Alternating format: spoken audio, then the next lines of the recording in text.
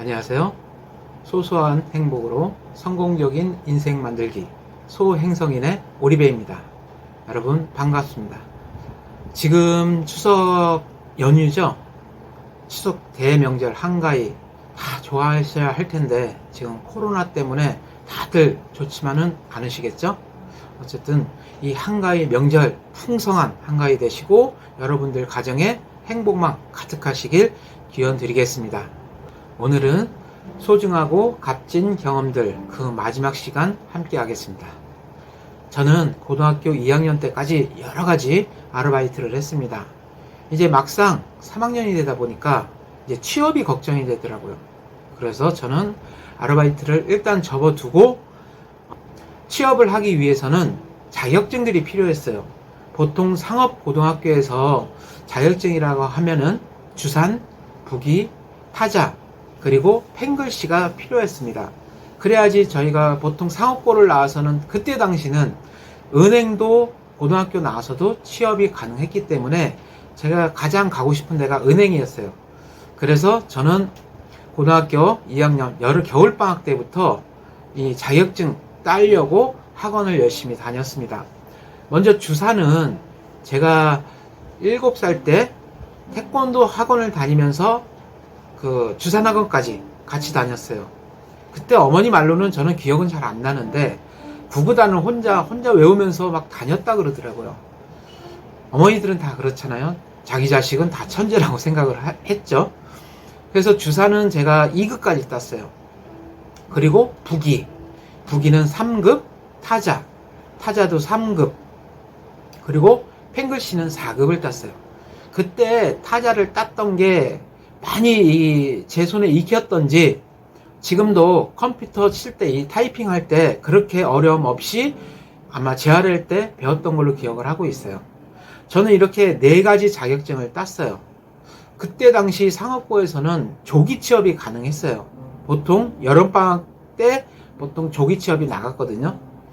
그래서 일단 서류가 필요했어요. 서류가 이제 직장 근무를 하고 있는지 안 하는지 그 증명서가 필요했고, 나중에는 그 사장님의 그 사업자 등록증? 그게 필요했어요. 그래서 저는 다행히 엄마가 전에 다방하셨을 때 오셨던 손님 중에 사우나 사장님이 계셨어요.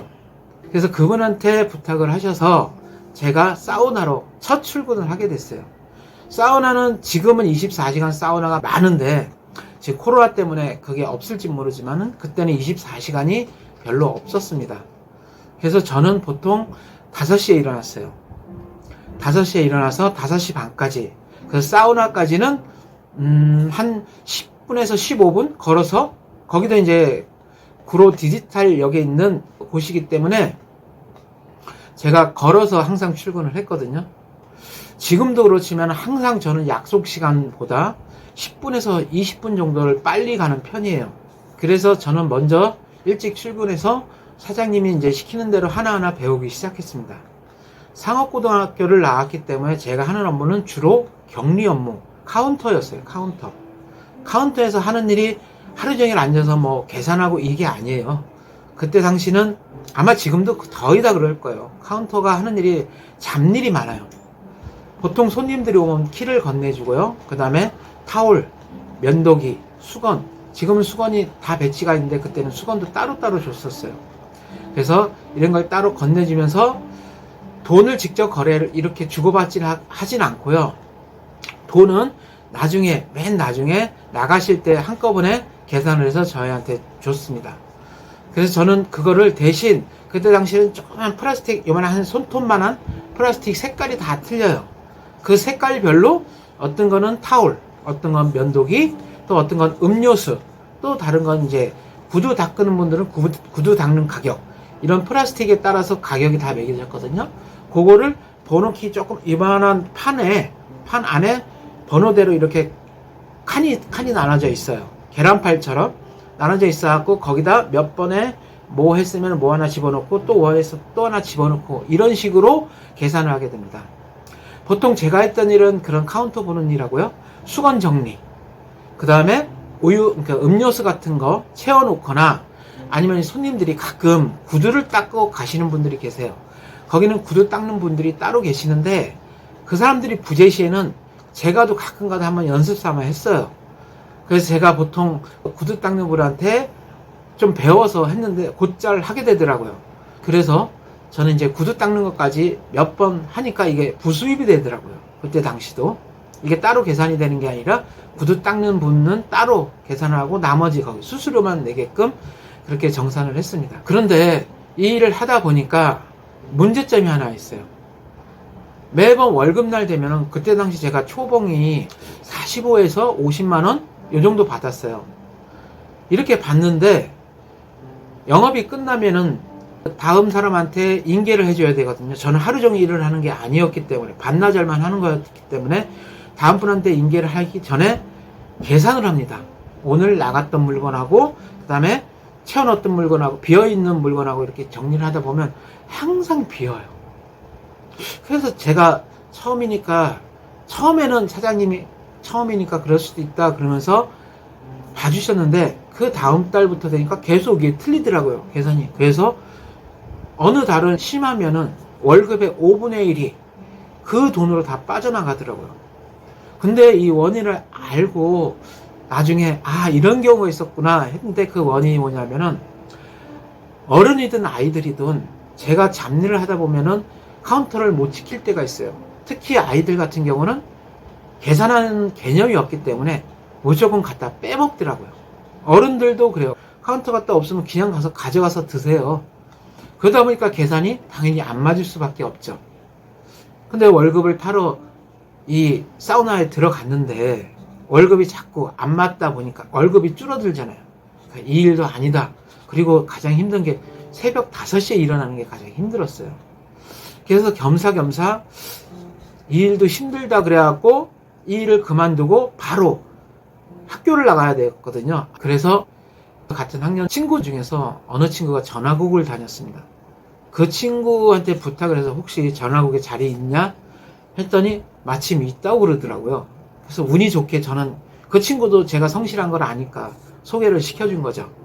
그래서 저는 전화국으로 들어갔습니다. 그때 당시에는 이제 봉천 전화국이었어요. 신림동 바로 옆에 봉천동. 그 봉천 전화국에 들어가서 하는 업무는 제가 전화국 정직원은 아니었어요. 알고 보니까 협력업체, 다른 말로 하청업체죠. 그 하청업체에서 하는 일은 보통 지금도 그럴 거예요. 무슨 전화국 같은 데서 직원들이 하는 일이 별로 없어요. 대부분이 용역, 하청업체를 통해서 작업을 합니다. 지금은 많이 전봇대가 없어졌죠. 그때는 전화 한 통화 연결하기 위해서는 전봇대에서 그리고 맨홀에서 그리고 전화국 내에서 이렇게 3개 조가 나뉘어서 작업을 했어야 됐습니다. 그래서 저 같은 경우는 보통 전봇대에서 전화선을 연결해주고 그 다음에 지하 맨홀에서 또 전화선을 연결해주고 그 다음에 최종적으로 전화국 안에서 연결을 해줍니다. 저 같은 경우는 전화국 내에 기다랗게 한 50m 정도 케이블이 놓여 있습니다. 그 높이는 한 3m 정도 되고 그 다음에 이 길이는 50m 정도 되는데 케이블이 쫙 이렇게 깔려 있어요. 그 케이블은 바닥에서 천장까지 닿는데 가장 아래서 이 한 박스로 한 30cm, 길이가 30cm, 폭이 한 20cm 되는 요만한 네모난 박스들이 층층으로 계속 층층보다는 이렇게 위에 나란히 쭉 이렇게 올라와 있는 큰 케이블이 있습니다. 제가 주로 하는 일이 뭐냐면은 그 안에서 그 케이블과 케이블 50m 되는 케이블을 계속 왔다 갔다 하면서 지금은 이제 전선이라고 하는데 그때 당시 전선을 다른 말로 짬바라 그랬어요. 이 짬바를 이쪽 케이블에다 연결을 해서 저쪽 케이블 가서 또 연결을 해주고 그리고 그 안에서 이 전화선, 오래된 전화선들 있죠. 또는 죽은 전화선들 그거를 찾아내요. 근데 이게 제가 하는 일이 필수적으로 가지고 있어야 할 소지품들이 있습니다. 첫째, 토시. 여름이고 겨울이고 항상 토시를 끼고 있어요. 그리고 장갑도 안에 이 고무 파킹이 되어 있는 거. 그 다음에 립바라 그럴까요? 벤치는 좀 그렇고 립바라고 하는데 앞이 뾰족한 립바가 있습니다.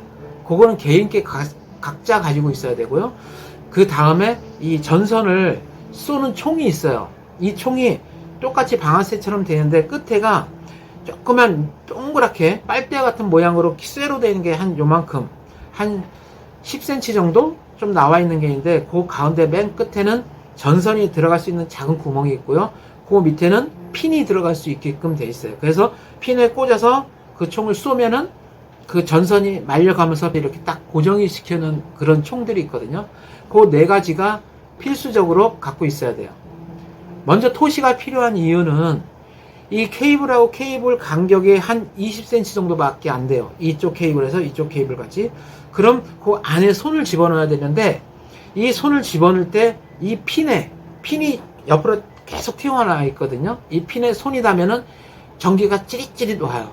그렇기 때문에 일하다가도 깜짝깜짝 놀래고, 이 핀에 또 긁히면은 상처가 나기 때문에 항상 토시를 끼고 일을 해야 돼요.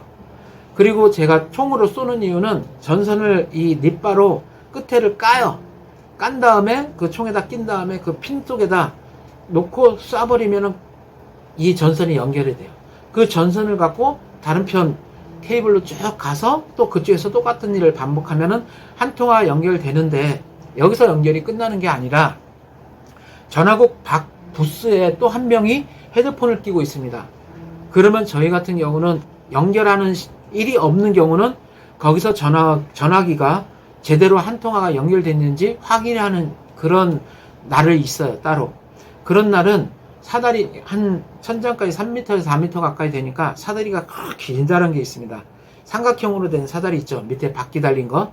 그럼 그걸 끌고 다니면서 그 높은 데 올라가고, 그 케이블이 잭으로 각자 연결이 됐어요. 핀이 밖으로 튀어나온 걸 막기 위해서. 근데 빠진 잭들이 있습니다. 연결이 안 돼 있는 잭은 빠져 있어요. 그래서 밖에서 헤드폰을 끼고 몇 번 이렇게 얘기를 해주면요, 그 전화국 부스 밖에서는 케이블이 연결되어 있는 데서는 저희도 헤드폰을 끼고 있어요.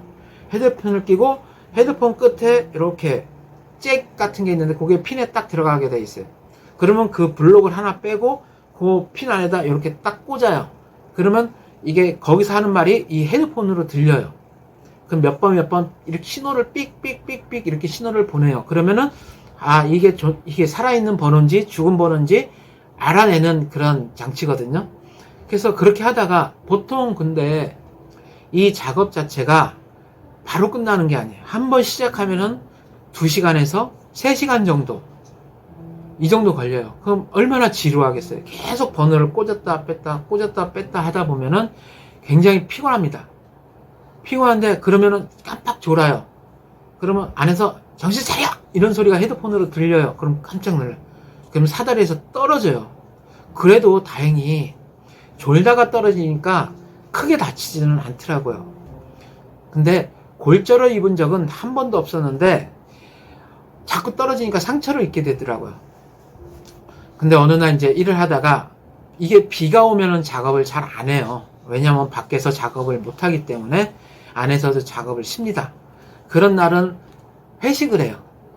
근데 그 중에서 한 분이, 저보다 나이가 많으신 분인데 형이라고 불렀어요. 보통 저보다 한 10살 정도 많으신 분인데 30대 좀 안 되신 분인데, 이제 술을 먹으면서 얘기를 하더라고요. 고등학교 졸업하면 이 일 계속 할 거냐 그러더라고요.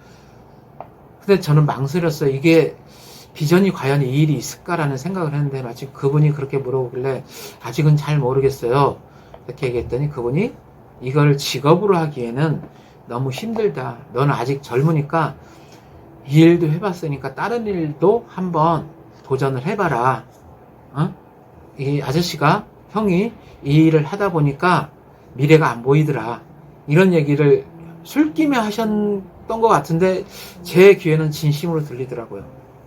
그래도 저는 무조건 그만둔다 이거보다는 해본 다음에 그만둔다 이거거든요. 하여튼 저는 졸업 때까지는 이 일을 했어요. 졸업 끝나고 또 다른 직장으로 들어갔긴 했지만요. 저는 이렇게 고등학교 1학년부터 3학년 때까지 여러 가지 일을 경험을 했습니다. 이런 경험들이 나중에 사회에 나와서, 그리고 이렇게 시각장애인이 되고 나서도 큰 도움이 되게 됩니다. 모든 일을 할 때 사람들은 두려움을 가지기 마련이죠. 왜냐하면 우리가 그렇죠. 앞을 못 보는 사람도 두려움을 많이 갖고 있고요. 무슨 일을 시작할 때도 항상 두려움은 가지게 됩니다. 그게 왜냐하면은 그 앞을 모르니까, 결과에 대한 그 값을 모르기 때문에 우리는 두려움을 갖게 되죠. 만약에 그 결과가 좋다 이렇게 생각하면은 두려울 필요는 없어요. 근데 항상 부정적인 마음부터 생각이 돼요. 그 미래를 내다볼 수 없기 때문에 어둠 뒤에는 뭐가 있는지 모르고 앞날 미래에 대해는 뭐가 펼쳐져 있는지 모르기 때문에 두려움을 누구나 갖게 됩니다. 안 될 수도 있어요. 그 일을 시작해서 안 될 수도 있습니다. 하지만 안 될 수도 있지만 잘 될 수도 있습니다. 그거는 50대 50이에요. 저는 항상 제 결정을 믿습니다. 근데 제가 살아오면서 제 결정이 다 결과가 좋게 나오진 않았어요. 가장 지금 와서 후회되는 결정이 한 가지가 있습니다. 그게 뭐냐? 제 눈을 수술한 거. 하지만 후회돼도 지금은 그 후회 이제는 하지 않아요. 왜냐? 되돌릴 수 없으니까요. 후회보다는 앞으로의 계획을 세우는 게 더 나은 미래를 만들 수 있기 때문에 저는 후회는 빨리 없애버리고 다음 계획을 세우는 게 항상 저의 습관입니다. 자, 여러분, 내 자신을 내가 믿지 못하면은 그 어느도 나를 믿지 못합니다. 내가 선택한 것에 실패할 수도 있어요. 하지만 그 실패를 반복하다 보면은 어느덧 나는 성공의 길에 서 있을 수도 있습니다. 나 자신을 믿고 선택해 보세요. 그리고 계속 포기하지 않고 계속 반복해서 도전해 보십시오. 그러다 보면은 어느 순간 성숙된 나의 모습, 그 다음에 성공한 나의 모습이 여러분 앞에 펼쳐질 거라고 저는 생각을 합니다. 여러분, 한가위 연휴 잘 보내시고요. 저는 그럼 다음 시간에 또 다시 찾아뵙겠습니다. 한 주 동안 여러분 순간순간 행복하세요. 감사합니다.